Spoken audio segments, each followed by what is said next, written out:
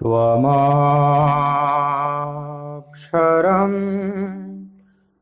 परमं वेदितव्यं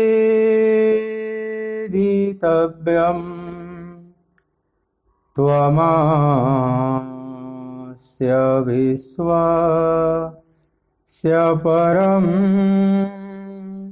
निधानम् त्वमव्ययः शाश्वत धर्मगोप्ता सनातनस्त्वं पुरुषो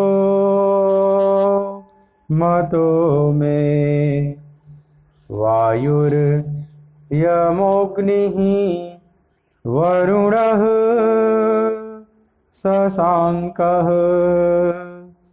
प्रजापतिस्त्वं प्रपितामहश्च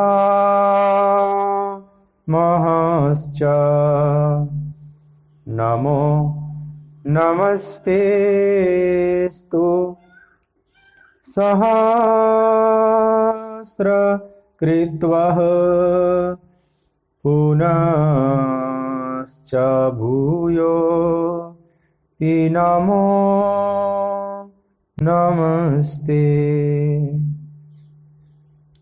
बोलिए भक्तवत्सल भगवान की जय।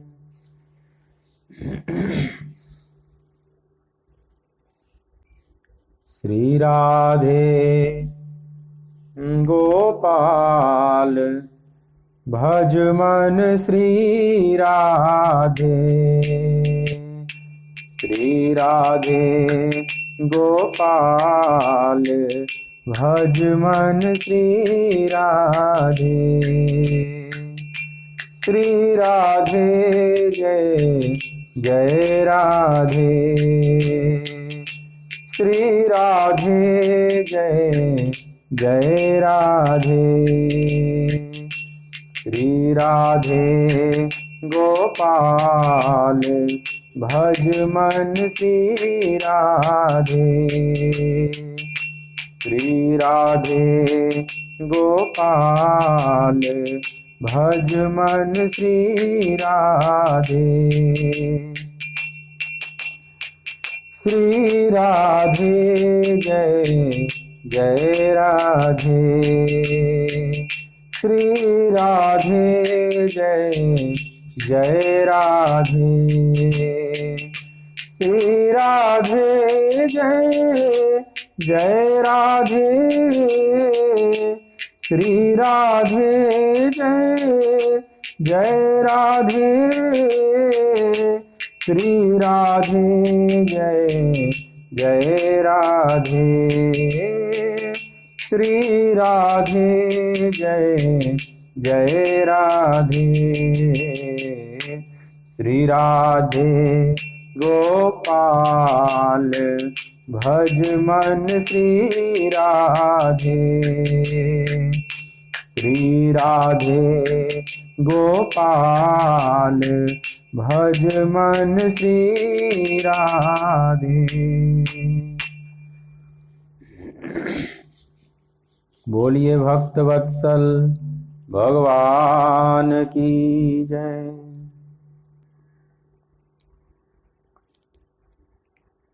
श्रीमद् भगवद गीता ज्ञान यज्ञ के इस मांगलिक सत्संग सत्र में मेरी तरफ से, आराधना कुंज की तरफ से, श्रीधाम वृंदावन की तरफ से आप सभी प्रभु चरणानुरागी गीता प्रेमी भक्त वृंदों का बहुत बहुत हार्दिक स्वागत है। तीसरे अध्याय का 30वां श्लोक जरा और आज विचार करते हैं। श्लोक नंबर 30 आप सभी मेरे साथ गायन करेंगे।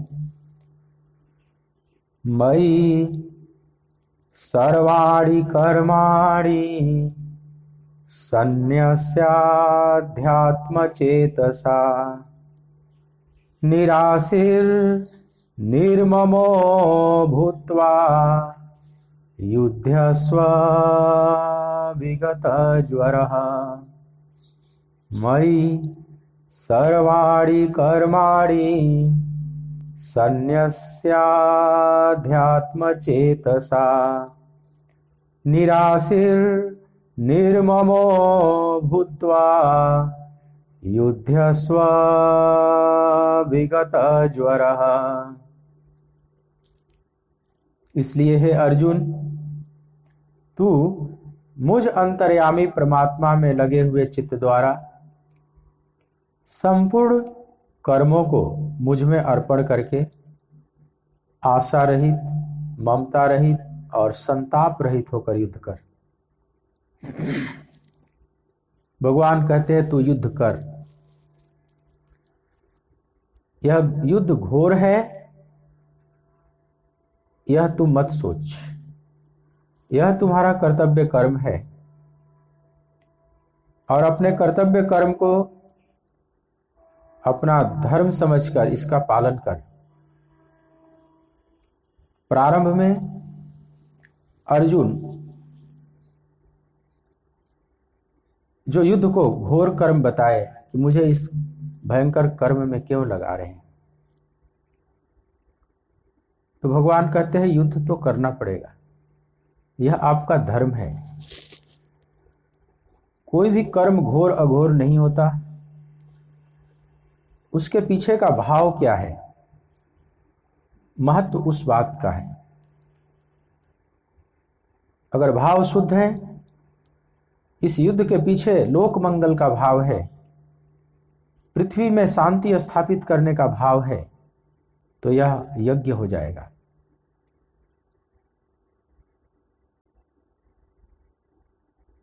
जब युद्ध होता है तो दो पक्ष होते हैं उसमें। एक पक्ष उसमें सही रास्ते पर होता है, दूसरा गलत रास्ते पर होता है। तो दोनों का रिजल्ट एक नहीं है। जो उसमें सही रास्ते पर है उसके लिए वह कर्म यज्ञ हो जाएगा। जो गलत रास्ते पर है, गलत भाव से युद्ध कर रहा है, उसके लिए वह युद्ध पाप कर्म हो जाएगा, बांधने वाला होगा। तो उस कर्म को घोर कैसे कहें? अगर युद्ध घोर कर्म होता तो कुरुक्षेत्र को धर्म क्षेत्र क्यों कहा जाता है? धर्म क्षेत्रे कुरुक्षेत्रे केवल इसलिए नहीं कि अर्जुन के जो पूर्वज हुए महाराज कुरु इत्यादि इस पर धार्मिक अनुष्ठान किए हैं, या प्राचीन तीर्थ है, ब्रह्म सरोवर है, तो वह तीर्थ हो गया। केवल इसी अर्थ में नहीं, वह जो युद्ध हुआ वह धर्म युद्ध था, क्योंकि भगवान के आदेश से युद्ध हुआ है। और जो भी कर्म भगवान के आदेश से हो वह धर्म हो जाता है, वह यज्ञ हो जाता है। और जिस भूमि पर वह धर्म का अनुष्ठान हुआ, उस युद्ध रूपी यज्ञ का अनुष्ठान हुआ, इसलिए वह भूमि भी धर्म भूमि हो गई। इसलिए धर्म भूमि कुरुक्षेत्र में। तो एक युद्ध को आप देखें, दृष्टिपात करें, तो उसमें दो पक्ष होते हैं, लेकिन एक पक्ष के लिए वही कर्म यज्ञ हो रहा है और एक के लिए अयज्ञ हो रहा है। एक के लिए परिणाम में अमृत देने वाला है, एक का परिणाम विष देने वाला है। कर्म तो एक ही है, युद्ध दोनों ही कर रहे हैं, एक जैसे कर रहे हैं, लेकिन परिणाम में इतनी भिन्नता क्यों? आकाश पाताल की तरह भिन्नता क्यों? एक के लिए युद्ध अमृत बन जा रहा है, दूसरे के लिए जहर बनता जा रहा है। इसका मतलब हुआ कि युद्ध जो है, युद्ध रूपी जो कर्म है, वह निरपेक्ष है। करने वाला जो है उसके सापेक्ष परिणाम निर्भर करता है, उसका भाव कैसा है। करने वाले के भाव के सापेक्ष उसके दृष्टिकोण के रिलेटिव परिणाम आएगा। तो सारा खेल तो हमारे भावनाओं का है, हमारे अंदर क्या चल रहा है। सीमा पर गोली चलती है, दो देशों की सीमा खींची गई है, एलओसी, दोनों तरफ उधर से आतंकवादी घुसपैठ कर रहे हैं और इधर से हमारे जो सैनिक हैं वे गोली चला रहे हैं, फिर आतंकवादी भी गोली चला रहे हैं। अब आतंकवादी भी गोली चला रहे हैं, आर्मी का जवान भी गोली चला रहा है। बाहर से क्रिया देखी जाए तो दोनों तो एक ही जैसे कर्म कर रहे हैं, लेकिन दोनों का परिणाम एक नहीं है। जब सैनिक मरता है तो उसको कहते हैं वीर गति को प्राप्त हुआ। बड़े सम्मान के साथ उसकी अंत्येष्टि की जाती है, मरणोपरांत भी उसको पुरस्कार दिया जाता है, बड़े बड़े चक्र प्रदान किए जाते हैं,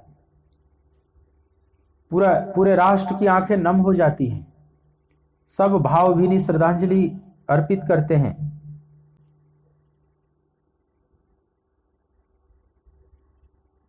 और एक आतंकवादी भी मरा जो गलत उद्देश्य से काम कर रहा था, उसके लिए किसी की आंखों में आंसू नहीं है। हाँ, उसके साथ जिसका ममत्व का धागा बंधा हुआ है वे उसके लिए रोते हैं, लेकिन अगर भारत के बाहर का आतंकवादी है तो भारत तो नहीं रोएगा, भारत और खुश होगा ये मारा गया। आप कृत्य को देखेंगे तो एक जैसा है, दोनों एक दूसरे को मार रहे हैं, दोनों गोली चला रहे हैं, लेकिन परिणाम में इतना अंतर है। परिणाम में अंतर होने का कारण है उसके पीछे छुपा हुआ भाव। अर्जुन को भगवान कहते हैं कि पार्थ, यह जो युद्ध है यज्ञ बन जाए, युद्ध को यज्ञ बनाओ। और यज्ञ बनाने का फार्मूला बताते हैं, इस कर्म को तो कर, लेकिन अध्यात्म चेतसा, मुझ अंतर्यामी परमात्मा में लगे हुए चित्त द्वारा। सशर्त है, कोई भी कर्म करना है तो उस सशर्त, उसके पीछे कुछ कंडीशंस हैं, उस कंडीशन का पालन करते हुए अगर हम करेंगे तो वह यज्ञ हो जाएगा। तो भगवान कहते हैं अध्यात्म चेतसा, मयि सर्वाणि कर्माणि सन्न्यस्य अध्यात्म चेतसा, मुझ अंतर्यामी परमात्मा में लगे हुए चित्त द्वारा। चित्त परमात्मा में लगा रहे, अध्यात्म चेतसा, जो हमारी चेतना है वो अध्यात्म से सराबोर हो, अध्यात्म रस में पकी हुई हो, संसार रस से पकी हुई न हो, अध्यात्म रस से पकी हुई हो। ये इसमें शर्त है। इस शर्त को पालन करते हुए अध्यात्म रस में जब हमारा चित्त सराबोर रहता है और उसके बाद जो हम कर्म करते हैं वह मुक्तिदायी हो जाता है। तो ख्याल में भगवान हो, प्रभु भरे हुए हों, तो अध्यात्म चेतसा, ये बहुत अध्यात्म, ये समझने की चीज है। अध्यात्म कल मैंने बात की थी कि 3 प्रकार की चेतना वाले लोग होते हैं, एक विज्ञान चेतसा, कला चेतसा और अध्यात्म चेतसा। संसार में 2 प्रकार के लोग होते हैं, विज्ञान और कला। एक बुद्धि से सोचते हैं, एक हृदय से सोचते हैं। एक बुद्धि के आवेश से आवेशित रहते हैं ज्यादा, एक हृदय के भाव से आवेशित रहते हैं। तो जो विज्ञान चेतसा वाले हैं वे खोजी होते हैं, अन्वेषक। उनकी बुद्धि इन्वेंटिव होती है, किसी चीज का विश्लेषण करके उसको जानना, उसके परत दर परत को उघाड़ कर, प्रकृति को बिल्कुल अनावृत करके सब कुछ जानना।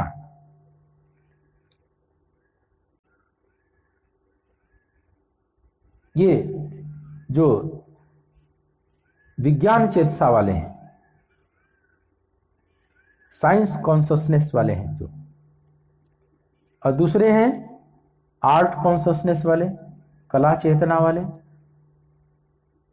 तो ये किसी चीज को, प्रकृति को देखते हैं तो उस पर खूब कल्पनाएं करते हैं, सपने बुनते हैं, सपनों के इंद्रधनुष से उसको सजाते हैं, कविताओं की रचना करते हैं, मतलब उसको रंग रोगन करके डेकोरेट करते हैं। ये डेकोरेटिव है।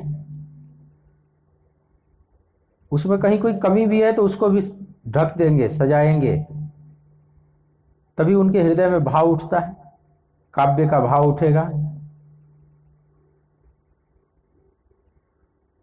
पर ये दोनों, एक उसको तोड़कर परत दर परत घुसकर जानना चाहता है, दूसरा उसकी कमियों को ढककर और उस पर काव्य बनाता है। लेकिन जो तीसरा है अध्यात्म चेतसा, वह इस तरह से नहीं, न वो प्रकृति को बिल्कुल खंड खंड तोड़कर जानना चाहता है, न उसको सजाता है, बल्कि प्रभु के प्रति समर्पण कर देता है। वह आश्चर्य से भर जाता है, इस ब्रह्मांड के रहस्यों पर विचार करता है तो सब कुछ रहस्य है, सब मिस्ट्री है, और इस आश्चर्य से भरकर उस परम चैतन्य सत्ता के प्रति अपने को समर्पित कर देता है, और उसके प्रति समर्पित होकर उसमें अपने चित्त को डुबाकर वह रहस्य को जानता है। ये ऋषि चेतना है। ये यथार्थ को जान पाते हैं। एक वैज्ञानिक चेतना है, दूसरा कवि चेतना है, और तीसरा ऋषि चेतना है। तो ऋषि चेतना यथार्थ में जान पाती है, समग्रता से जान पाती है इस ब्रह्मांड के रहस्य को, लेकिन उसके प्रति समर्पित होकर, वो प्रकृति से विरोध करके नहीं, प्रकृति में डूबकर, प्रकृति भी परमात्मा का ही है, उसी का स्वरूप है, तो उस प्रभु में डूबकर। तो भगवान कहते हैं कि तू युद्ध कर, लेकिन तुम्हारा युद्ध यज्ञ बन जाए, इसके लिए अध्यात्म चेतसा, आध्यात्मिक चेतना से भरकर, मतलब अपने चित्त को प्रभु में लगाकर। आगे भगवान कहेंगे माम अनुस्मर युद्ध च, कई बार युद्ध की बात करेंगे, युद्ध से भागने की बात तो करेंगे ही नहीं, पर युद्ध कर लेकिन मेरा स्मरण करते हुए, माम अनुस्मर युद्ध च, चाहे यहां कहते हैं अध्यात्म चेतसा, मुझ प्रभु में चित्त को लगाकर। तो शर्त है, एक तो अध्यात्म चेतसा, दूसरा शर्त भगवान कहते हैं कि मई सर्वाणी कर्माणि सन्यस्य, संपूर्ण कर्मों को मुझ में अर्पण करके। भगवान ने यहां जो बात कही कि संपूर्ण कर्मों को मुझ में अर्पण करके, अब संपूर्ण यहां शब्द जो लगा है मई सर्वाणी, संपूर्ण कर्मों को, मई सर्वाणी कर्माणी, संपूर्ण कर्म में भले बुरे कर्म सब आ जाते हैं। यह शर्त भी भगवान बताते हैं कि मेरे में चित्त लगाकर और जो भी कर्म है सब मेरे में अर्पण कर दो, सर्वाणी कर्माणी। तो संपूर्ण कर्मों में भले बुरे सब आ जाते हैं। अब यहां थोड़ी सी कठिनाई आती है कि भले कर्मों को तो मैं अर्पित करूं उस परमात्मा को, लेकिन बुरे कर्मों को क्यों अर्पित करूं? बुरे कर्म हम कैसे अर्पित करें? लेकिन सर्वाणी कर्माणी में तो सब आ जाएंगे। तुम जो कुछ भी करते हो सब मेरे को अर्पित करो। सब अर्पित करने का मतलब, कर्म को अर्पित करने का मतलब क्या है? संपूर्ण कर्म हम भगवान को कैसे अर्पित करें, इसका क्या मतलब? इसका मतलब ये हुआ कि जो भी हम कर्म करते हैं, वास्तव में जो हमारा स्वरूप है, जो आत्मा है, वह उसमें नहीं है। जो भी कर्म करते हैं उसमें हमारा अंतःकरण कारण है, इंद्रियां कारण है, शरीर कारण है। शरीर, इंद्रियां और अंतःकरण द्वारा सब कर्म संपादित होते हैं। आत्मा में कोई कर्म नहीं, कोई क्रिया नहीं, कोई विकार नहीं। तो जो भी कर्म है सब प्रकृति के अंतर्गत है, प्रकृति के ही संघात से ये सब कर्म उत्पन्न हुए। तो जो संस्कार बनते हैं वे भी प्रकृति में ही बनते हैं, उस कर्मों का जो फल भोगता है वह भी प्रकृति ही है। भगवान कहते हैं कि इसलिए गुणा गुणेषु वर्तन्ते, वे महापुरुष देख पाते हैं, पीछे बोले ना कि गुणा गुणेषु वर्तन्ते, गुण ही गुण में बरत रहे हैं। सत्व रज और तम ये त्रिगुण है, उस प्रकृति के 3 भाग हैं, त्रिगुणमयी प्रकृति, और उनके संघात से ये सारे उत्पन्न हुए हैं। पंच महाभूत, पंच तन्मात्राएं, 10 इंद्रियां, चतुष्ट अंतःकरण, ये सब जो प्रकृति बताई जाती है ये सब उसी प्रकृति के विभिन्न खंड हैं। प्रकृति की ही अनेक सूक्ष्म और स्थूलतम अभिव्यक्तियां हैं।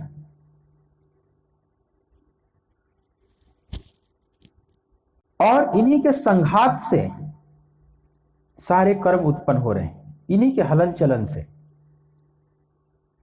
जैसे सागर है और उसमें असंख्य लहरें उठ रही हैं, लहरें आपस में टकरा रही हैं, खेल रही हैं, मिट भी रही हैं, बन भी रही हैं, लेकिन तत्वतः जो जल है वो न बन रहा है न मिट रहा है। जल तत्व जो है वो तो वही है ना। ऐसे ही इस ब्रह्मांड में जो तत्वता है, जो आत्मा है, जो परमात्मा है, उसमें कोई क्रिया नहीं है, न उसमें कुछ बन रहा है न मिट रहा है। लेकिन सागर का ही जल ऐसे मोड़ ले लिया, उसको हम लहर कहते हैं। लहर आपस में बनती भी है, मिटती भी है, टकराती भी है, खेलती भी है, सब खेल चल रहा है, लेकिन तत्व में कोई फर्क नहीं पड़ रहा है। न तत्व का सृजन हो रहा है न तत्व का विनाश हो रहा है। तत्वतः जल जितना है उतना ही है, लेकिन खेल तो खूब चल रहा है। आप सागर को जाकर देखें तो ऊपर खाली लहरों का ही खेल चल रहा है। ऐसे ही ये पूरा ब्रह्मांड और इसकी सब वस्तुएं जो अनेक नाम और रूप धारण किए हुए हैं, सब एक एक लहरों की तरह है। तो इन वस्तुओं का जो संघात है, जो क्रियाएं हैं, वह सब प्रकृति की ही क्रियाएं हैं। उस परमात्मा में, उस पुरुष में, उस परम चैतन्य में न कोई क्रिया है, न कोई कर्म है, न कोई विकार है। तो गुण ही गुण में बरत रहे हैं, मतलब प्रकृति ही प्रकृति में बरत रही है। इन्हीं के संघात से सारा कर्म क्रिया हो रहा है। तो जो ज्ञानी महापुरुष हैं वे साक्षी भाव से देख लेते हैं कि मैं इनसे अलग हूं। वे खाते हुए, चलते हुए, सोते हुए, बोलते हुए, हर स्थिति में देखते हैं कि ये सब प्रकृति ही प्रकृति में बरत रही है। वे दृष्टा रूप में सबको देखते हैं, वे सबसे अपने आप को अलग समझते हैं। तो ये महापुरुष देख लेते हैं कि सारे कर्म प्रकृति से ही हो रहे हैं और प्रकृति परमात्मा की है। प्रकृति भी परमात्मा की ही अध्यक्षता में सब कर्म कर रही है। मैया अध्यक्षेण प्रकृति सूयते सचराचरम, मेरी अध्यक्षता में यह प्रकृति चर और अचर जगत की रचना करती है। मतलब जो कुछ भी प्रकृति ने यहां रचा है, पूरा ब्रह्मांड,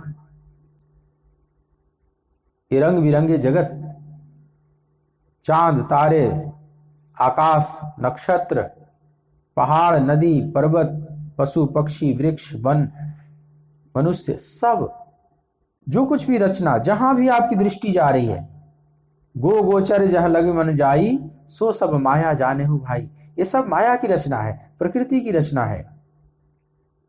लेकिन यह प्रकृति भी स्वतंत्र नहीं है। इस प्रकृति को भी उत्पन्न किया है प्रभु ने और उसको आदेश दिया कि तुम इस चराचर जगत की रचना करो।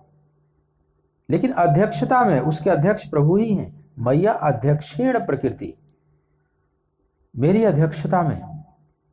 तो प्रकृति को उत्पन्न किया और प्रकृति को आदेश दिया चराचर जगत की रचना करने का। तो प्रकृति को भी जो उत्पन्न करने वाले हैं वो प्रभु हैं। और जो भी कर्म हम करते हैं वो प्रकृति में कर्म होता है, प्रकृति से प्रकृति द्वारा ही कर्म होता है।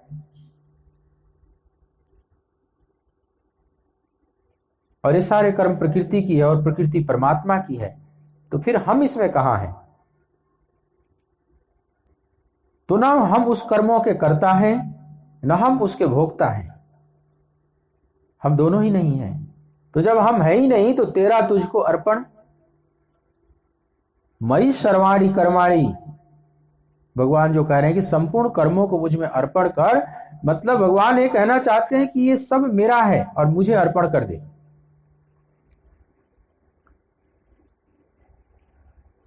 अब इसमें भला बुरा जो भी है सब अर्पण कर दोगे तो सब यज्ञ हो जाएगा।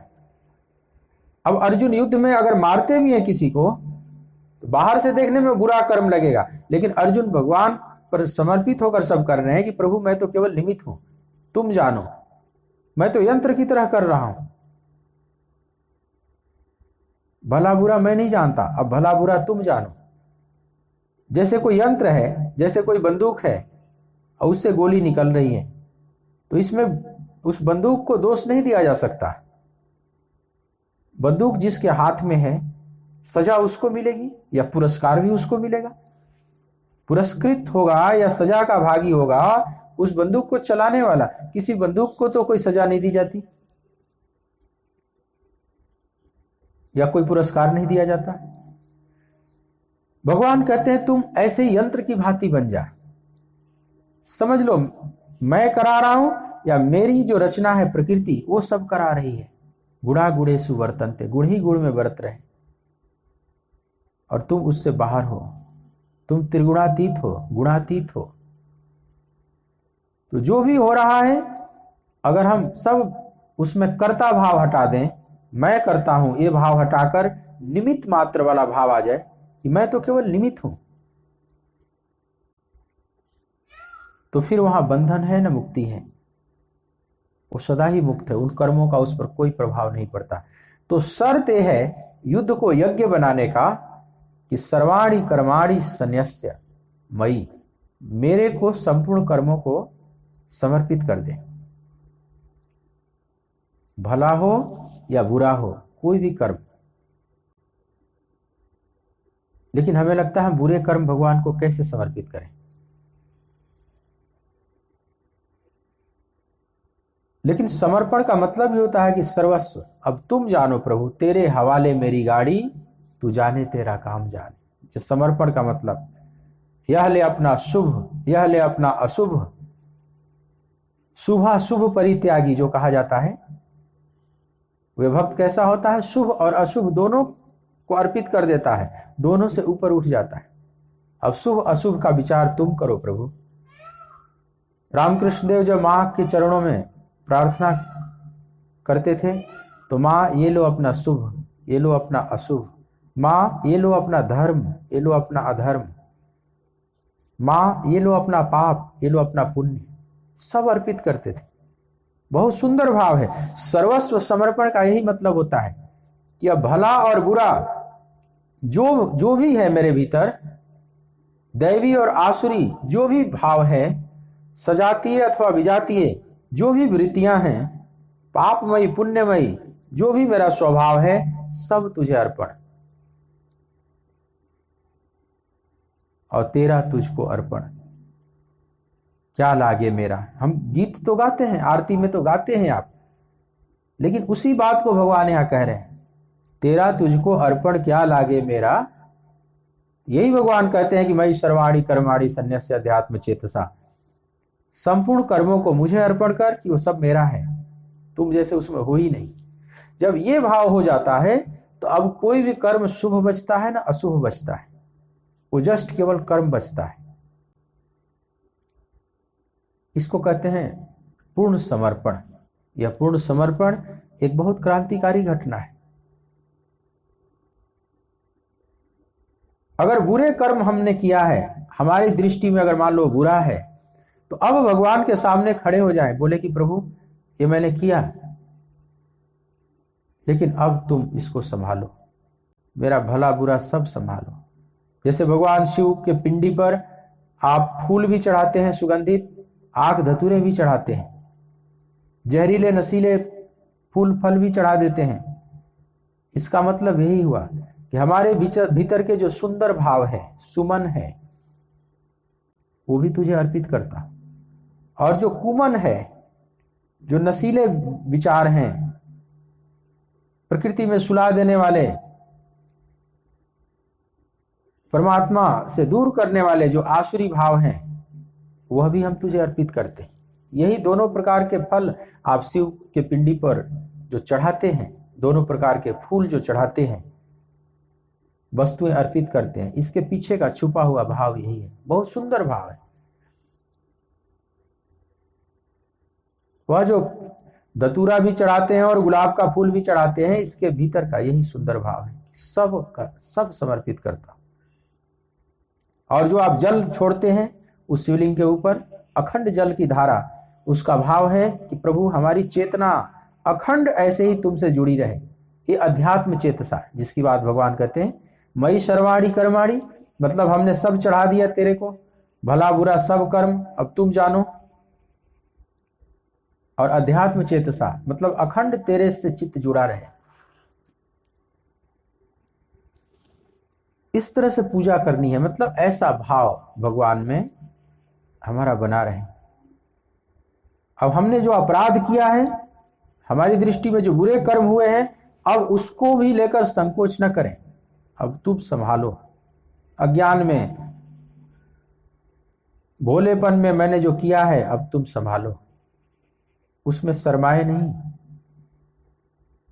कि मैंने बुरा कर्म किया है, कैसे आऊं तुम्हारे सामने, कैसे तुमको अर्पित करूं। मैली चादर ओढ़ के कैसे द्वार तुम्हारे आऊं, हे पावन परमेश्वर मेरे, मन ही मन शरमाऊं, मैली चादर ओढ़ के कैसे। बड़ा शर्म लग रहा है, इस गंदे चित्ररूपी चादर को लेकर मैं कैसे आऊं, इस चादर को ओढ़कर मैं तुम्हारे मंदिर में कैसे आऊं। लेकिन भगवान तो मां के समान है, वे ही तो साफ करेंगे, ये चादर कहां साफ होगी। भगवान कहते तू अपने पूरे वस्त्र को पैक करके ला, चाहे वो गंदे हो चाहे साफ हो, तू चिंता ही मत कर, मैं हूं ना। सर्वधर्मान परित्यज्य मामेकं शरणं व्रज, अहम त्वा सर्व पापेभ्यो मोक्षयिष्यामि मा शुचः। मैं हूं ना, तू केवल मामेकं शरणं व्रज, केवल तू मेरे प्रति समर्पित हो जा।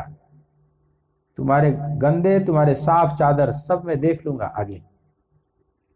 बस स्वीकृति, अगर बुरे कर्म किए हो तो उसको भी स्वीकार करो, मैंने ऐसा किया है। स्वीकृति से भी मुक्ति हो जाती है। आए सभय शरण तकी मोही, तो तजी मदमाह मान कपट छल नाना, करऊं सत्य ते साधु समाना। केवल स्वीकृति, अगर गहराई से स्वीकृति हो जाए कि मैंने किया, लेकिन अब हम तुम्हारे शरण में, अब लो नसानी अब ना न सही हो, अब तक नष्ट हुआ प्रभु, अब नष्ट न हो, ऐसा करो, अब तुम्हारे शरण में हूं।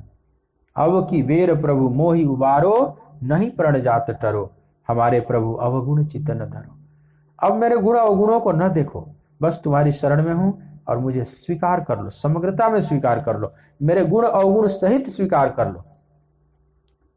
जैसे माँ बच्चे को गोद में उठा लेती है, धूल धूसरित है बच्चा तो है, उसके सहित उठा लेगी, वही नहलाएगी, वही स्वच्छ करेगी।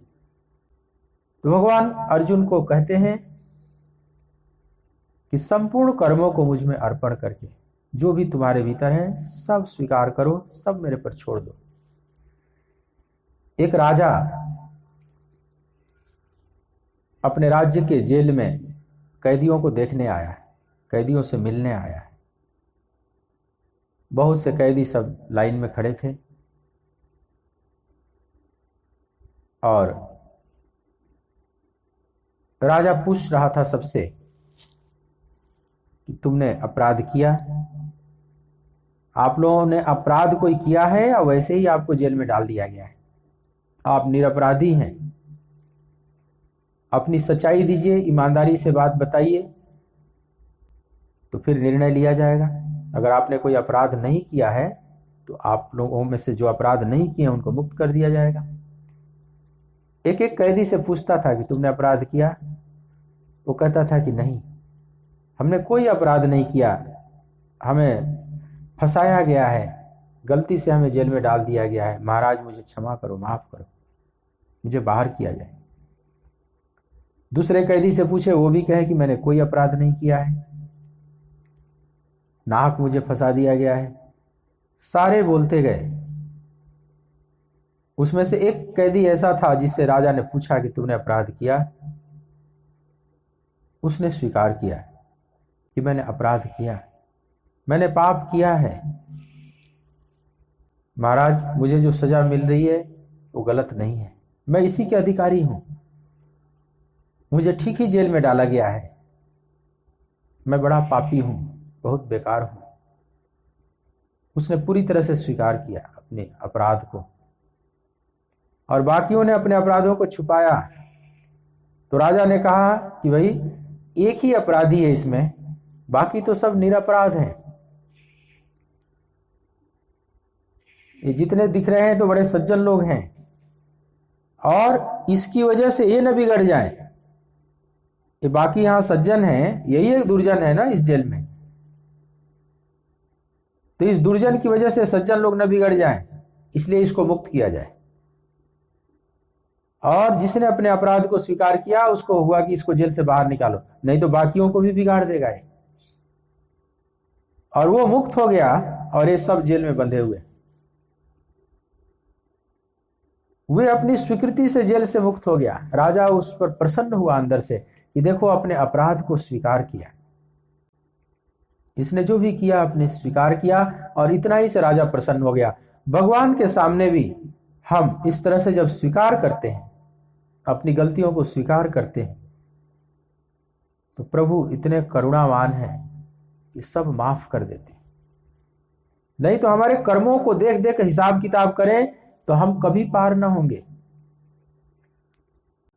हमारे प्रभु अवगुण चित ना धरो, हमारे हरि अवगुण चित ना धरो, समदर्शी है नाम तिहारो,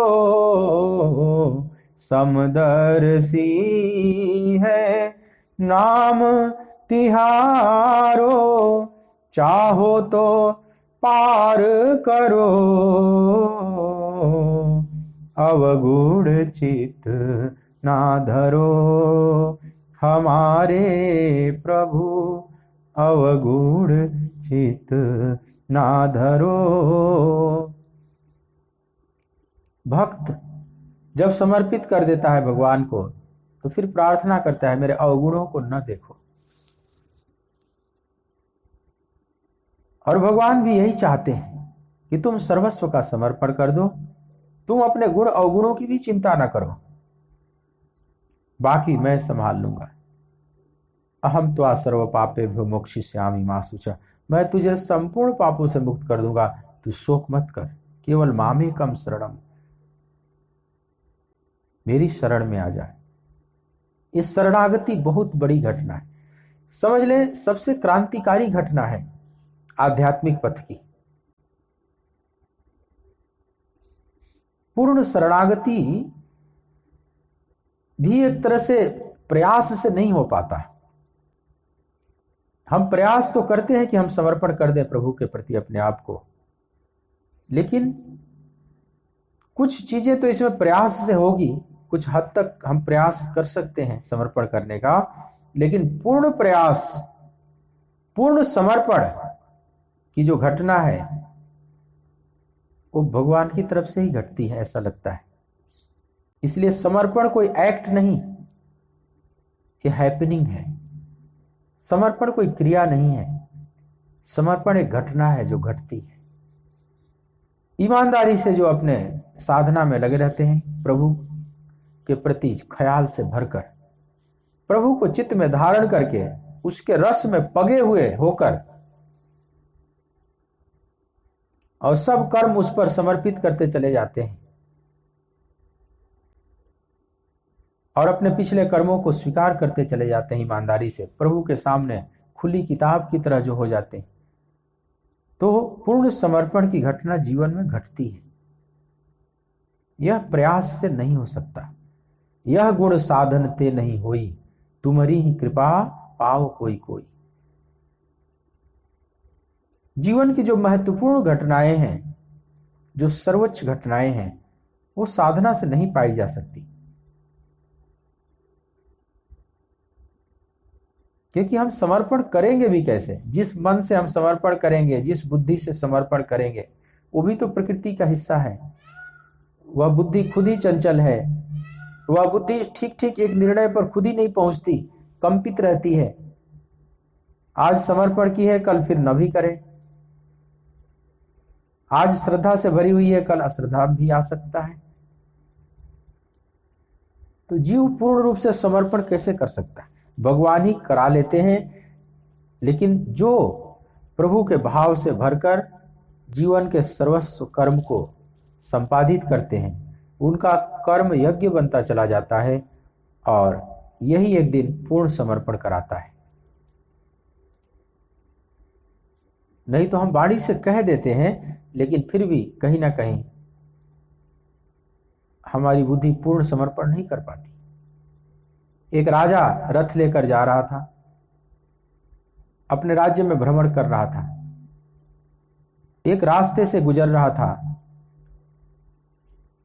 सामने देखा कि एक वृद्ध व्यक्ति सिर पर बड़ा भारी गठरी लिए हुए, 80 साल का बूढ़ा है और बड़ा भारी गठरी लेकर सिर पर, थोड़ी कमर झुक भी गई है, जैसे तैसे जा रहा है। दोपहर का समय है, बहुत गर्मी पड़ रही है, पसीने से लथपथ है।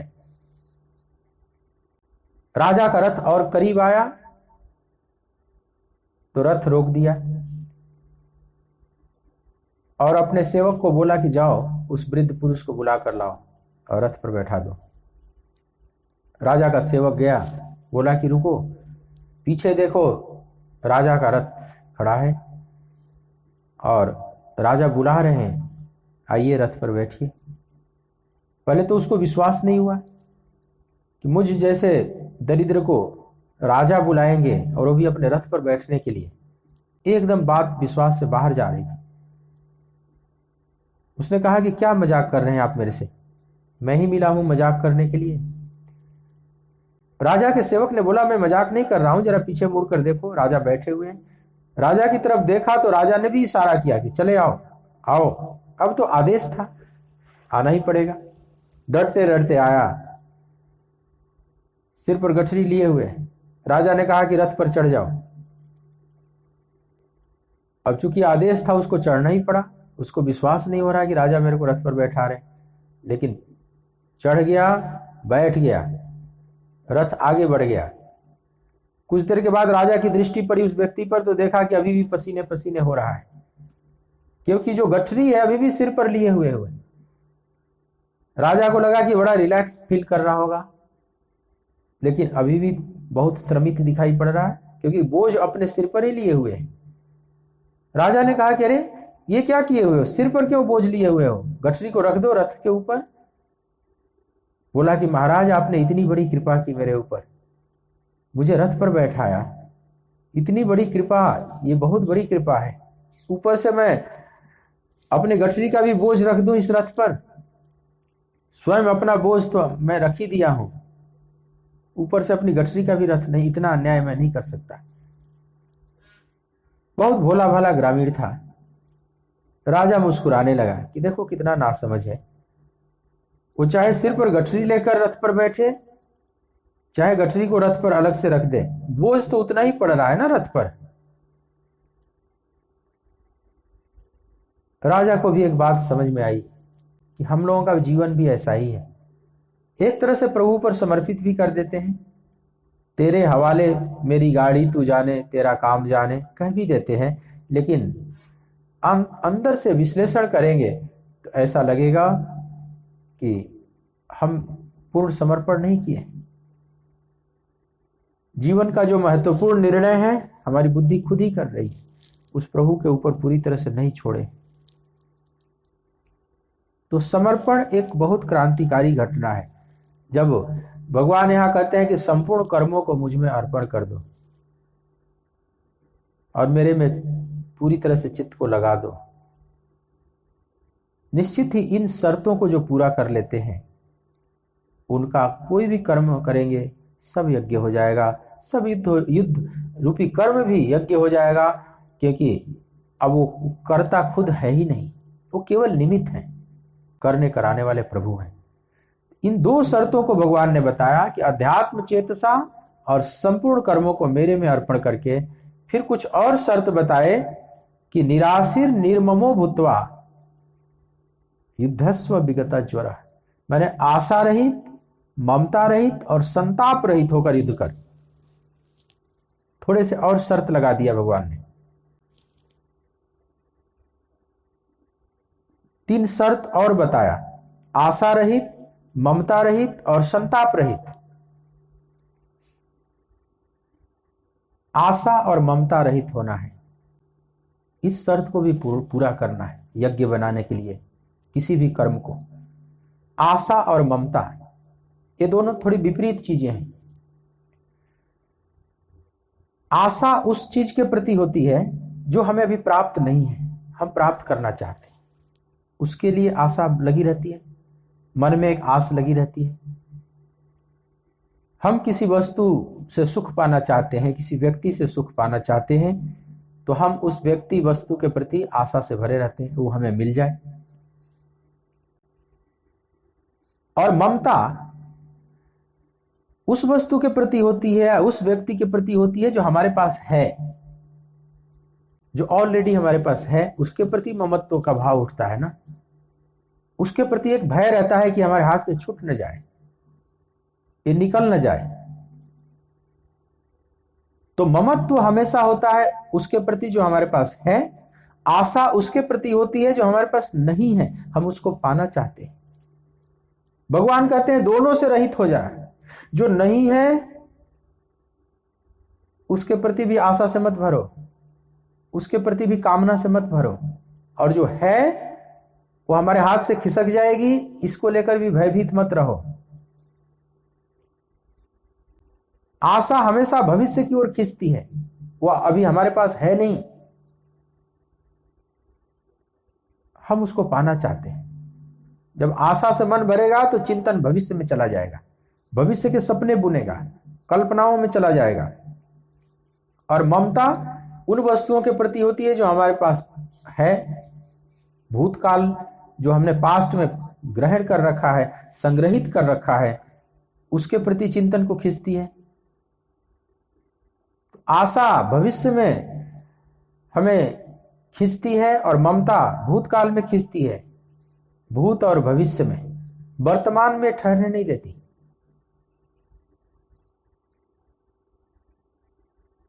मतलब समझ लो जैसे घोड़ा है, घोड़े को आपने देखा होगा आगे से भी बांधा जाता है, पीछे से भी बांधा जाता है, अगाड़ी पिछाड़ी दोनों बांधा जाता है। हमारी दशा ऐसी है, हमारे चित्त की दशा, कि अगाड़ी पिछाड़ी दोनों बंधे हुए हैं। हमारे चित्त में कुछ चीजों को पाने के लिए आशा लगी रहती है और कुछ चीजों को बचाने का भय बना रहता है, खो न जाए इस बात का भय, उसमें ममत्व लगा रहता है। हम कहीं ना कहीं आसक्त होते ही हैं, अटैच्ड होते हैं। जो है उसके प्रति अटैच्ड भी हो जाते हैं और जो नहीं है उसको पाने के लिए अटैच्ड हो जाते हैं। मतलब हम कहीं ना कहीं आसक्त हैं, है में भी और नहीं में भी। मतलब अगाड़ी पिछाड़ी दोनों बंधा हुआ है। घोड़े को, हमारे चित्त रूपी घोड़े को दोनों तरफ से बांधा हुआ है। भगवान कहते हैं दोनों बंधनों को खोलना होगा। आशा के भी बंधन को खोल दो, पीछे जो ममत्व का बंधन लगा हुआ है उसको भी खोलो। ममत्व के धागे से हम बंधे हुए। जननी जनक बंधु सुत दारा, तन धन भवन सुहृद परिवारा, सबके ममता ताग बटोरी, मम पद मनहि बांध बट डोरी। ये सब ममत्व के धागे हैं। जननी जनक बंधु सुत दारा, तन धन भवन, मतलब केवल व्यक्तियों से ही ममत्व नहीं है, वस्तुओं से भी है, धन से भी है, भवन से भी है। सुंदर कोठी बना लिया, उससे भी लगाव हो जाता है। बहुत धन इकट्ठा कर लिया, उससे भी ममत्व के धागे बंध जाते हैं। ये वस्तुएं हैं, ये निर्जीव हैं। सजीव तो है ही, माता पिता भाई पुत्र पत्नी पति, अपना शरीर,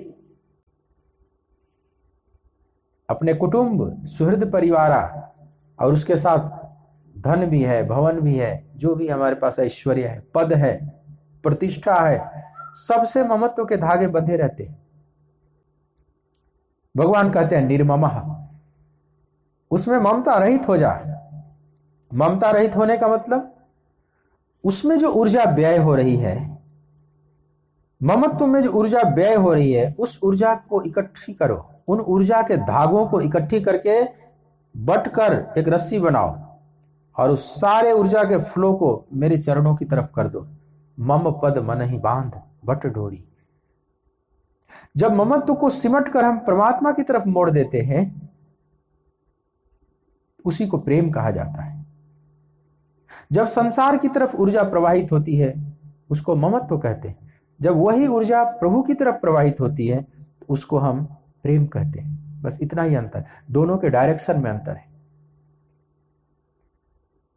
भगवान कहते हैं कि वो जो ममत्व के धागे हैं, उसको मेरे से बांध दो। और आशा, संसार की आशा मत करो। आशा एक राम जी से, दूजी आशा छोड़ दे। गाते हैं ना आप, भगवान उसी को कहते निराशी, आशा रहित, ममता रहित। तो घोड़ा हमारा दोनों तरफ से बंधा हुआ है, आगे से भी, अगाड़ी से, पिछाड़ी से, आशा से, ममता से। और एक तीसरी बात भगवान कहते हैं विगत ज्वर, माने संताप रहित। संताप रहित होकर युद्ध कर। विगत ज्वर, ज्वर माने होता है ना बुखार, ताप। जब शरीर तापित हो जाता है, शरीर गर्म हो जाता है, तो कहते हैं ना ज्वर चढ़ा हुआ है, बुखार चढ़ा हुआ है। भगवान कहते हैं संताप रहित होकर। संताप किस बात की? हमारे भीतर ज्वर किस बात का चढ़ा हुआ है? तो विषयों का ज्वर, भोगों का ज्वर। ये जितने विषय हैं, ये बड़े ताप उत्पन्न करते हैं। काम में, क्रोध में व्यक्ति का चित्त तापित हो जाता है, गर्म हो जाता है। क्रोध में आप देखेंगे व्यक्ति का शरीर भी गर्म हो जाएगा, पल्स रेट बढ़ जाएगा। जितने विकार हैं, आसुरी वृत्तियां हैं, उससे हम ग्रसित हो जाते हैं। ये सब हमारे धड़कन को बढ़ा देते हैं, हार्ट बीट तेज हो जाता है, शरीर को गर्म कर देते हैं। ये सब ज्वर है। और ये ज्वर किस चीज का है? तो कुछ पाने का है अथवा कुछ खोने के भय का है। दो प्रकार से ज्वर उठते हैं। कुछ पाना है, इसके लिए हम बड़े व्याकुल हैं, चित्त संतप्त है, नहीं मिल रहा है, हम बड़े परेशान हैं। अथवा जो है वो खो न जाए, उसको लेकर बड़े भयभीत हैं। जो हमने अभी तक अर्जित कर रखा है, उसको बचाने को लेकर, वे हमारे हाथ से छूट न जाए, वो फिसल न जाए, कहीं और न चला जाए, किसी और का न हो जाए, इस बात को लेकर बड़ी चिंता है, बहुत भय है। बड़े मुश्किल से हमने जो सपने बुन रखे हैं, वे सपने टूट न जाए, वो मधुर स्वप्न टूटे न, इसका भी भय है। और कुछ मधुर स्वप्न हमने पाल रखा है, जो हम पाना चाहते हैं, अभी पाया नहीं है, उसको लेकर भी बहुत व्याकुलता है। व्यक्ति ज्वर ग्रसित हो जाता है, संताप ग्रस्त हो जाता है इन्हीं बातों को, कुछ पाने को लेकर, और जो है वो खो न जाए, इसको लेकर। किसी व्यक्ति को आप पाना चाहते हैं, उसके लिए भी व्याकुल है, और जो पा गए हैं वो फिर खो न जाए इसको लेकर भी व्याकुल हैं। आप अपने जीवन को आप देखें, इसी ज्वर में, इसी संताप में हम डोलते रहते हैं। भगवान कहते हैं उस संताप को भी हटाओ, उस ज्वर को भी मिटाओ, तुम संताप रहित हो जाए। विगत ज्वर, मतलब न कुछ पाने की कामना न कुछ खोने का भय, दोनों ही ना हो, न अगाड़ी पिछाड़ी कुछ भी ना हो। लेकिन हमारा चित्रूपी घोड़ा तो आगे से भी बंधा हुआ है, पीछे से भी बंधा हुआ है, और घोड़ा बीमार भी है, ज्वर ग्रसित है, संताप युक्त है। जब तीनों आ जाता है, आशा, ममता और संताप,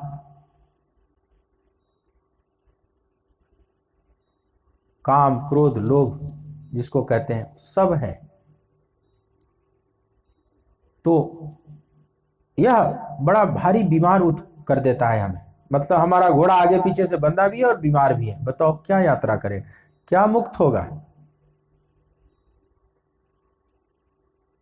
तो भगवान कहते हैं पूरी तरह से मुक्त होना है, सब रस्सियों को खोलना है, तो आशा रहित, ममता रहित और संताप रहित हो जा, और फिर युद्ध कर। भगवान लास्ट में कहते हैं युद्ध कर। युद्ध से भागने नहीं दे रहे हैं,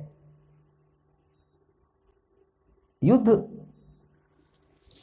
रूपी कर्म को करना है। जो भी कर्म कर रहे हो, असली उसमें बात नहीं है, वो कर्म बंधन वाला है ना मुक्ति वाला है। उसके पीछे जो भाव है, जो उद्देश्य है, उसको पूरा करना है।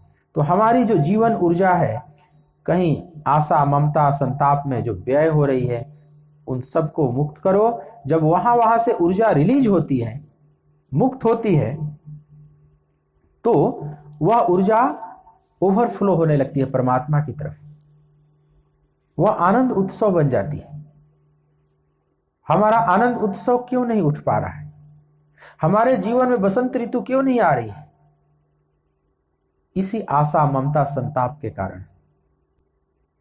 और जब हम आशा, ममता, संताप से रहित हो जाते हैं, तो सारी ऊर्जा फ्लो होने लगती है उस प्रभु के प्रति। अब तुम जानो प्रभु, हे मेरे परमात्मा तुम जानो, हुक्मी रजाई चढ़ना नानक लिखिया नाल। इसी अवस्था में नानक देव कहते हैं कि हुक्मी रजाई चढ़ना, प्रभु मैं तेरे हुक्म में चलूं, बस मैं अब हूं ही नहीं। हुक्मी हुक्म चलाए राह, नानक बिगसे बेपरवाह। जो हुक्मी है, वो जो प्रभु है, उसके आदेश में, हुक्म में चल रहा हूं, अब बेपरवाह होकर चल रहा हूं। अब परवाह मैं क्यों करूं? अब चिंता मेरा हरि करे, मैं पायो विश्राम। बड़ी सुंदर घटना, इतनी सुंदर घटना है, इससे सुंदर कोई घटना जीवन में अब हो ही नहीं सकती। कितनी सुंदर बात है। अब सुमिरन मेरा हरि करे, मैं पायो विश्राम। जैसे भगवान ही भजन भी करे, जो करना है तुम करो, अब बस मैं तो छोड़ दिया। दास भरोसे कुंवर के सुवत पांव पसार। काहू को बल भजन है, काहू को आचार। दास भरोसे कुंवरी के सोवत पांव पसार। वृंदावन का जो भाव है संतों का, वो कहते हैं कि मैं किसी को अपनी विद्वता का, अपने बड़े वैदिक कर्मकांड का, वैदिक ज्ञान का बल है, किसी को बड़े अपने भजन का बल है, मैं भजनानंदी हूं, वे भजन कर सकते हैं। लेकिन सही दासत्व तो आती है तब जब कहते हैं न मुझे भजन का बल है, न मुझे अपने वैदिक ज्ञान का बल है, न मुझे अपने कर्मकांड का बल है, मैं कुछ नहीं जानता, बस तुम्हें एक जानता हूं, तेरे प्रति मैं सब कुछ छोड़ दिया हूं प्रभु, बस तुझे ही जानता हूं और मैं कुछ नहीं जानता। कितना सुंदर भाव है। दास भरोसे कुंवरी, मैं तो किशोरी राधा रानी के भरोसे पड़ा हुआ हूं और मैं कुछ नहीं जानता। महर्षि काकभूषण के गुरुदेव जैसे रुद्राष्टकम के अंत में प्रार्थना जो करते हैं, न जानामि योगम जपम नैव पूजाम, न तो हम सदा सर्वदा संभुतुभ्यम। जराजन्म दुःखौघ तातप्यमानं प्रभो पाहियापन नमामि स शंभो। प्रभो पाहियापन नमामि स शंभो। जो इतना दिव्य स्तुति कर रहा है, नमामि शमीशान निर्वाण रूपम विभुम व्यापकम ब्रह्म वेद स्वरूपम निजम निर्गुणम निर्विकल्पम निरीहम चिदाकाश माकाश वासम भज। इतने सुंदर शब्दों से जो स्तुति कर रहा है, इससे पता चल रहा है कि वेदों का पूरा ज्ञान है इन महापुरुष को, वेदों के प्रकांड विद्वान हैं। लेकिन वो कहते हैं कि न जाना मैं योगम जपम नहीं व पूजा, न तो मुझे योग आता है, न जप आता है, न पूजा आता है, न यज्ञ विधि है, कुछ भी तो मुझे नहीं आता। ब्रज की गोपियां ये बात कहें तो बात समझ में आती है, हे गोविंद हमें और कुछ नहीं आता, बस हम तुझे जानती। जैसे उद्धव आए और कुछ वेदांत की बातें किए हैं, भगवान कृष्ण ने जो पत्र लिखा गोपियों के प्रति उद्धव के माध्यम से जो दिया था, तो शुरू में कुछ श्लोक हैं वेदांत परक, गोपियां केवल सुन रही हैं। फिर कुछ भक्ति के श्लोक भगवान ने लिखे, लेकिन उस अचिंत्य अनिर्वचनीय जो ब्रह्म है, उसके प्रति जो उपदेश भगवान दे रहे हैं, गोपियों को पल्ले नहीं पड़ रहा है। गोपियां कहती है हमें नहीं आता, बस हम तो एक ही चीज जानती है कि तुम हमारे हो, हम तुम्हारे, बस और कुछ नहीं जानता। हम तुम्हारे हैं प्रभु जी, हम तुम्हारे थे, हम तुम्हारे ही रहेंगे, वो मेरे प्रियतम। तुम हमारे हो प्रभु जी, तुम हमारे थे, तुम हमारे ही रहोगे, वो मेरे प्रियतम। बस इतना ही जानता है भक्त। अगर गोपियों से पूछा जाए कि तुम क्या साधना करती हो, कौन सा मंत्र जपती हो, कौन सा अनुष्ठान करती हो, कौन सा पुरस्चरण करती हो, गोपियां यही कहेंगी हमें कुछ नहीं आता, न जानामि योगम जपम नैव पूजा। और अब तो जानने के लिए कुछ बचा भी नहीं है, अब कोई जानने वाला भी नहीं बचा है। तुम कोई साधना भी बताओ तो गोपियां कहेगी मेरे पास तो मन है ही नहीं। एक हुतो सो गयो श्याम संग, को अवराधे ईस उधो मन ना भय 10-20। अब 10-20 मन तो मेरे पास है ही नहीं। एक था वो चला गया, अब कोई विधि भी बतावे, कोई पुरस्चरण भी बतावे करने को, तो मैं क्या करूं, अब तो है ही नहीं। एक ही मन था वो चला गया श्याम संग। अब वे विधि भी नहीं जानती, लेकिन वही विधि जानती है। एक ही विधि है, मामेकम शरणम ब्रज मयि सर्वाणि कर्माणि सन्यस्य अध्यात्म चेतसा निराशी निर्ममो भूत्वा युद्धस्व विगत ज्वर। कितनी सुंदर बात, कितना सुंदर टर्म्स एंड कंडीशंस के साथ बात भगवान ने की। ये 30वां श्लोक, 3 अध्याय का 30वां श्लोक, आप थोड़ा इसको विशेष रूप से स्टार लगा लेना।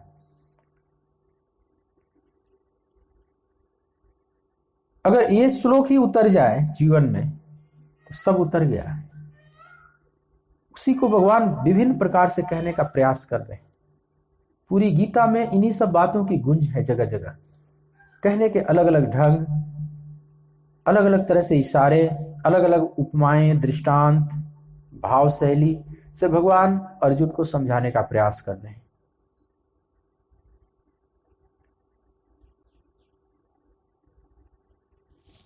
तो जो भक्त समर्पण कर देता है उसको अब कुछ बहुत जानने की जरूरत नहीं है।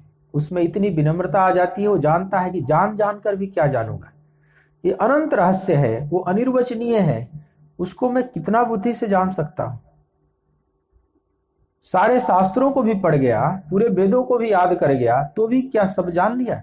ये वेद भी तो उस नेति नेति कह के थक जाते हैं, उस परमात्मा को पूरी तरह से अभिव्यक्त नहीं कर पाते। अवांग मनस गोचरम कहते हैं। तो अंत में चाहे कितना भी बड़ा विद्वान हो, उसके अंदर एक भोलापन आ ही जाता है। जो भोले भाले हैं वे भी उस भोलेपन को प्राप्त करते हैं। जैसे गोपियां भोली भाली हैं, वो वेदों को नहीं जानती, लेकिन समर्पण पूरा घटित है उनके जीवन में। अथवा जो प्रकांड विद्वान हो, जैसे काकभूषण के गुरुदेव, लेकिन अंत में वे भी ऐसे ही कहते हैं कि न जानामि योगम जपम नैव पूजाम। यद्यपि वो वेदों को जानते हैं। अगर गोपियां ये बात कहें तो बिल्कुल समझ में आती है बात कि उनको नहीं आता और कुछ, लेकिन वे महापुरुष जो कहते हैं महाकालेश्वर के उस मंदिर में, तो ऊपर से देखेंगे तो ऐसा लगता है तो झूठ बोल रहे हैं। इन्हें तो वेद सब आता है, पूजा जप विधि सब आती है। इन्हीं ने तो मंत्र दिया अपने शिष्य को, वो जप कर रहा था, एक बार हर मंदिर जपत रहूं शिव नाम। वह जप विधि कहां से मिली थी? इन्हीं महापुरुष ने दिया था। और ये खुद महापुरुष कहते हैं कि न जानामि योगम जपम नैव पूजा, न मुझे योग आता है, न जप, न पूजा, मुझे कुछ नहीं। और काकभूषण अपने गुरुदेव के बारे में कहते हैं कि मेरे गुरुदेव बहुत पूजा करते थे। विप्र एक वैदिक शिव पूजा, करहि सदा तेहि काज न दूजा। परम साधु परमारथ विंदक, शंभु उपासक नहीं हरि निंदक। अपने गुरुदेव के बारे में कितनी सुंदर बात कह रहे हैं महर्षि काग। हे गरुड़, मेरे गुरुदेव थे विप्र एक वैदिक शिव पूजा। यह विप्र विशेष प्रज्ञावान महापुरुष वैदिक रीति से पूजा करता था भगवान की, पूरे नियम से अनुष्ठान को संपादित करता था। वैदिक शिव पूजा, इसका मतलब वेद के बड़े प्रकांड विद्वान हैं। ये बात तो सिद्ध हो गई।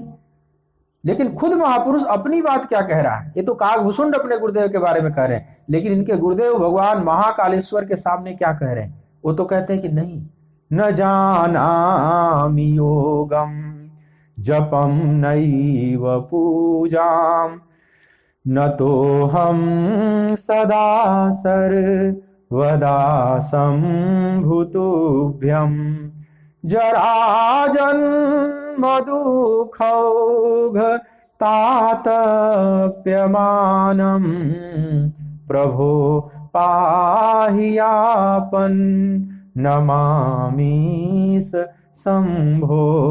प्रभो पाहियापन नमामीस शंभो। कितनी विनम्रता।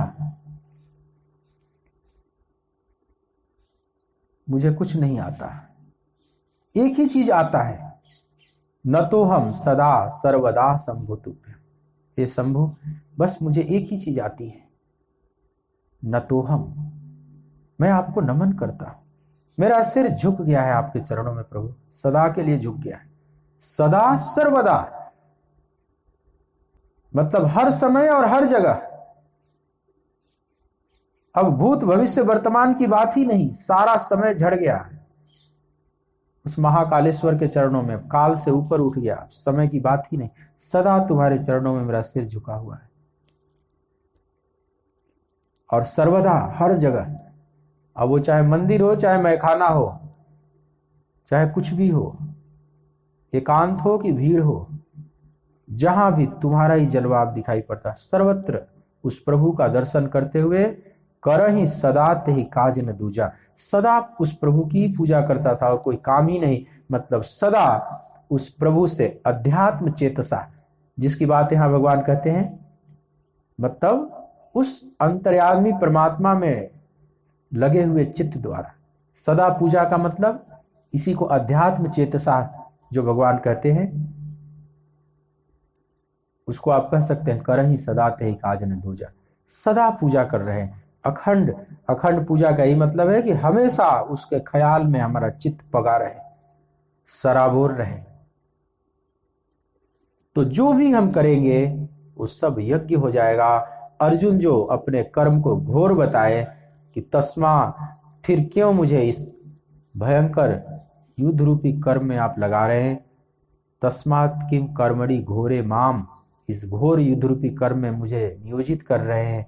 तो भगवान कहते हैं कि नहीं, इस कर्म को तू घोर मत कह पार्थ, तू युद्ध कर, बस टर्म्स एंड कंडीशंस, कुछ सशर्त इस कर्म को करना है। कोई भी कर्म जिसके सामने जो मिला हुआ है कर्तव्य रूप में, उसको करें, उसको यज्ञ बनाएं। तो उसमें शर्त है कि मई सर्वाणी कर्माणि संन्यस्य, मतलब संपूर्ण कर्मों को मेरे को अर्पित कर दे, भला बुरा उसकी भी चिंता मत कर, सर्वस्व का समर्पण करके, और अध्यात्म चेतसा, मेरे में चित्त को संपूर्ण रूप से लगाकर, और आशा रहित, ममता रहित और संताप रहित, ये तीन चीजें। माने आशा किसी से मत कर, ममता भी किसी के प्रति मत रख, और संताप भी मन में रख मत कर कि वो मिला नहीं अथवा ये खो जाएगा।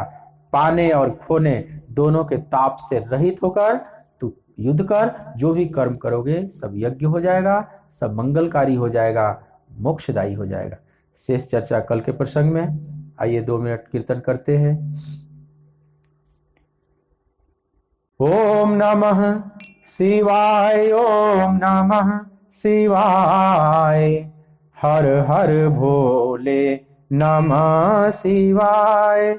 ओम नमः शिवाय, ओम नमः शिवाय, हर हर भोले नमः शिवाय। जटाधराय शिव गंगाधराय, हर हर भोले नमः शिवाय। जटाधराय शिव गंगाधराय, हर हर भोले नमः शिवाय। ओम नमः शिवाय, ओम नमः शिवाय, हर हर भोले नमः शिवाय। ओम नमः शिवाय, ओम नमः शिवाय, हर हर भोले नमः शिवाय।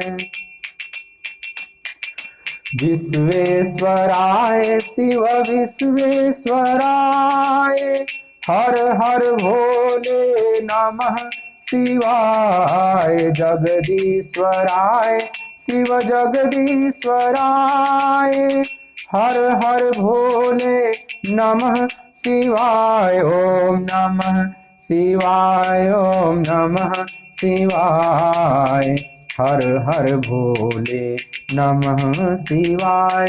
ओम नमः शिवाय, ओम नमः शिवाय, हर हर भोले नमः शिवाय। ओम नमः शिवाय, ओम नमः शिवाय, हर हर भोले नमः शिवाय।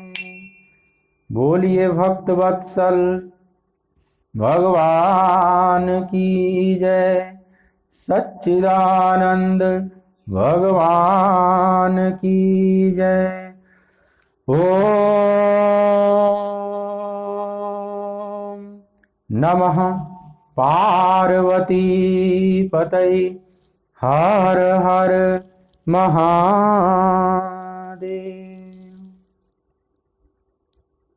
जय श्री कृष्ण।